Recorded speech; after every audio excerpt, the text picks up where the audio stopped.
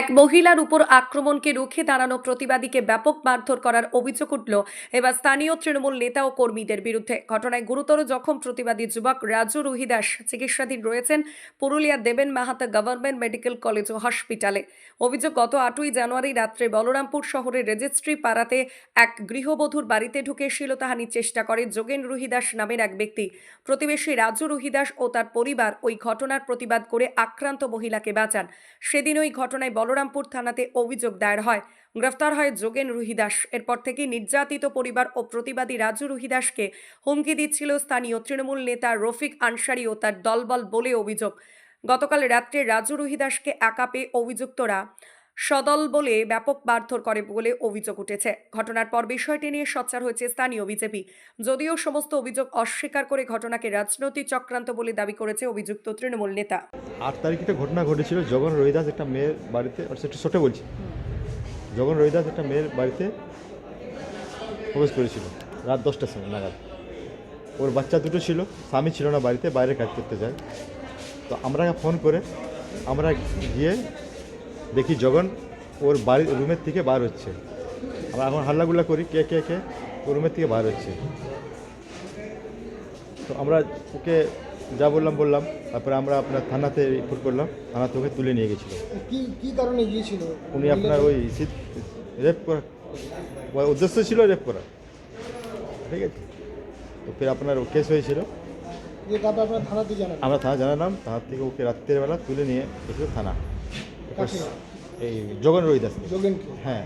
তো যোগেন যার বাড়িতে গিয়েছিল, মানে উপাসী নাম, নাম বলতে হবে, মানে কত তারিখ?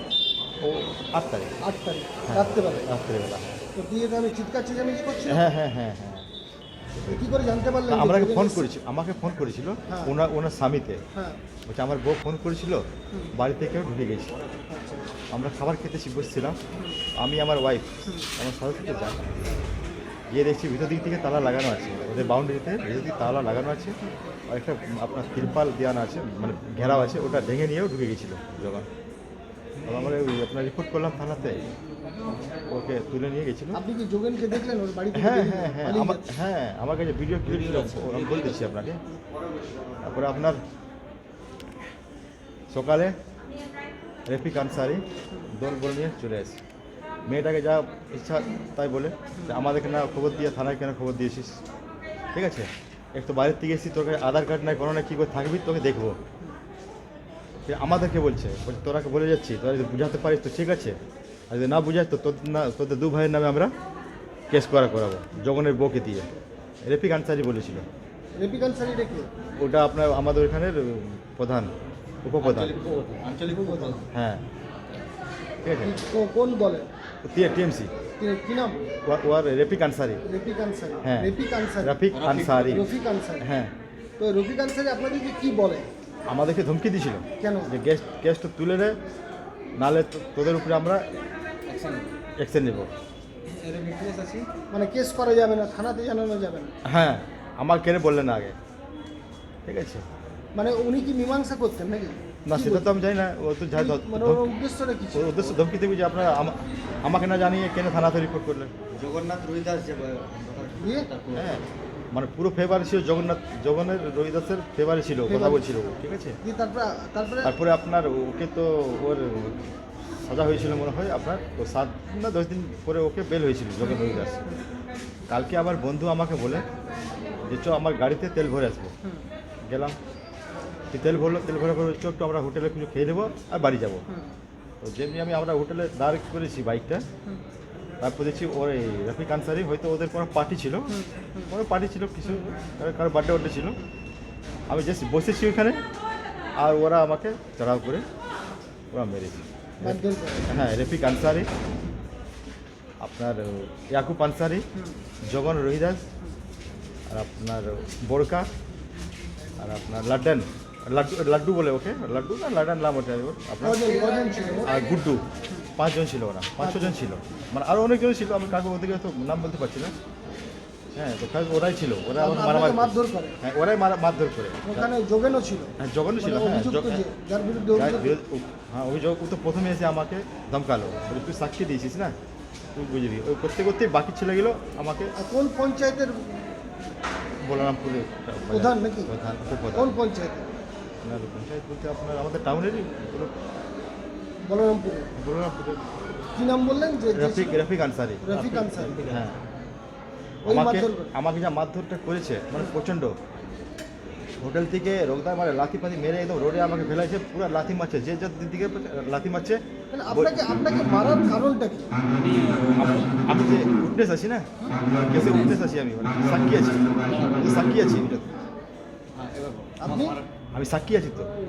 আপনি সাক্ষী ছিলেন? হ্যাঁ বলছে তুই তোকে আজ বাচ্চা বলতে বলে তুই সাক্ষী দিবি বলছি। ও মার ওকে এখানে পুকুর আছে, পুকুরে ফেলে দেবে বলছি।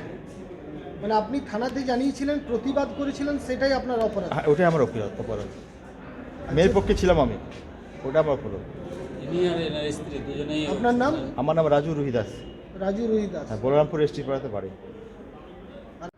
গতকাল রাত্রে যখন রোহিদাস রেজিস্ট্রিপাড়ার বাসিন্দা তাকে মারধর করার অভিযোগ করছে নাকি যে আপনি নাকি মাইনরিটি সেলের সভাপতি রফিক আনসারি সহ আবার 6 জন মিলে ওনাকে মারধর করেছেন ব্যাপক হারে। এখন উনি ভর্তি আছে পুরুলিয়া সদর হাসপাতালে। বিষয়টি কি হয়েছিল আসলে?